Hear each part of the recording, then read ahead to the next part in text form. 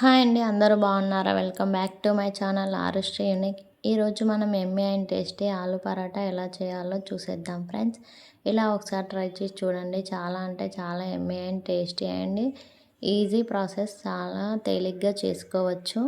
చూడండి, ఇక్కడ ఆలు పరాటా అయితే ఎంత మెత్తగా వచ్చాయో ఒకసారి మీరు కూడా ట్రై చేసి ఎలా వచ్చిందో కామెంట్ చేయండి. ఇక్కడ నేనైతే 4 ఆలుగడ్డలు తీసుకొని కడిగి గ్యాస్ పైన పెట్టుకొని 3 విజిల్స్ వచ్చే వరకు అయితే ఉడికించుకోవాలి. ఆలుగడ్డలు ఉడికేలోపు మనమైతే గోధుమ పిండి కలిపి పక్కన పెట్టుకుందాం. నెక్స్ట్ ఒక బౌల్లోకి 2 కప్పుల వరకు అయితే గోధుమ పిండిని తీసుకోవాలి. అందులోకి కొంచెం సాల్ట్ యాడ్ చేసుకొని కొంచెం కొంచెంగా వాటర్ వేస్తూ మనం చపాతీ పిండిలాగా అయితే పిండిని అయితే కలిపి పక్కన పెట్టుకోవాలి. ఇలా కొంచెం కొంచెంగా వాటర్ వేస్తూ అంతా కలిసేలాగా పర్ఫెక్ట్గా పిండిని అయితే కలిపి ఒక 5 to 10 మినిట్స్ వరకు అయితే పక్కన పెట్టుకోవాలి. చూడండి, పిండి ఇలా కలుపుకొని 1 టేబుల్ స్పూన్ ఆయిల్ వేసుకొని పక్కన పెట్టుకోవాలి. అంతలోపు పిండి అయితే మంచిగా నానుతుంది. ఆలుగడ్డల పొట్టు మొత్తం తీసి ఒక బౌల్లో వేసుకోవాలి. తర్వాత ఈ ఆలుగడ్డలు మొత్తాన్ని స్మాషర్తో కానీ చేతితో కానీ ఇలా మెత్తగా నలుపుకోవాలి.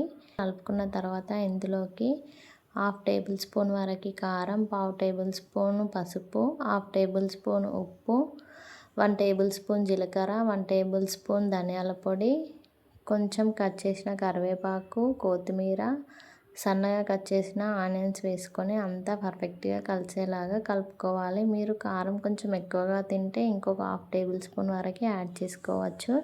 నెక్స్ట్ వీటన్నింటినీ పర్ఫెక్ట్గా ఇలా కలుపుకున్న తర్వాత చిన్న చిన్న ఉండలుగా చేసుకొని ఒక ప్లేట్లో అయితే పెట్టుకోవాలి.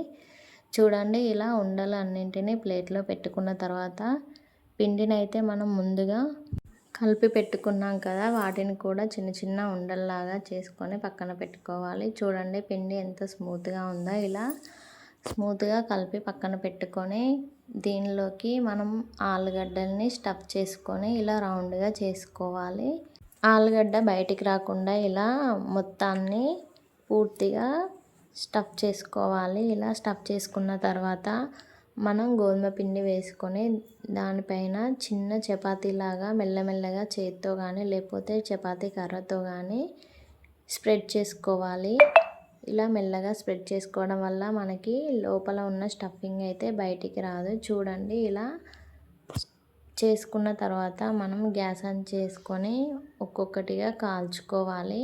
గ్యాస్ ఆన్ చేసి గ్యాస్ పైన పెనం పెట్టుకొని పెనం వేడయ్యాక దానిపైన 1 టేబుల్ స్పూన్ వరకు అయితే ఆయిల్ వేసుకోవాలి. ఆయిల్ వేసుకొని మనం ముందుగా చేసి పెట్టుకున్న ఆలు పరాటా అయితే దీనిపైన వేసుకొని ముందుకు వెనక్కి మంచిగా కాల్చుకోవాలి. పరాటా పైన కూడా కొంచెం ఆయిల్ అప్లై చేసుకొని ముందుకు వెనక్కి కాల్చుకోవాలి. అప్పుడు మనకి పరాటా అయితే చాలా అంటే చాలా టేస్టీగా ఉంటుంది. చూడండి, ఎంత పర్ఫెక్ట్గా ఎంత బాగా వచ్చిందో.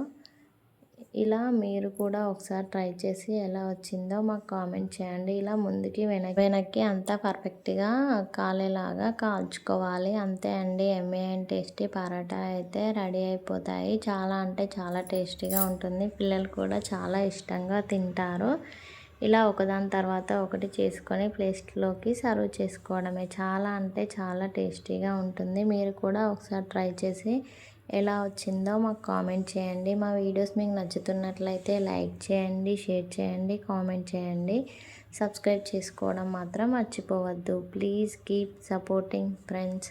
చూడండి, ఇక్కడ పరాటాలు చేయడం అయితే అయిపోయాయి. ఎంత సాఫ్ట్గా వచ్చాయో చూడండి. ఇక్కడ చుంచి చూపిస్తున్నాను. చాలా ఎమ్మీ అండ్ టేస్టీగా ఉంటాయి. సాఫ్ట్గా మెత్తగా ఉన్నాయి. చూడండి. Thanks for watching. Please keep supporting friends. Bye. మళ్ళీ ఇంకొక మంచి వీడియోలో కలుద్దాం.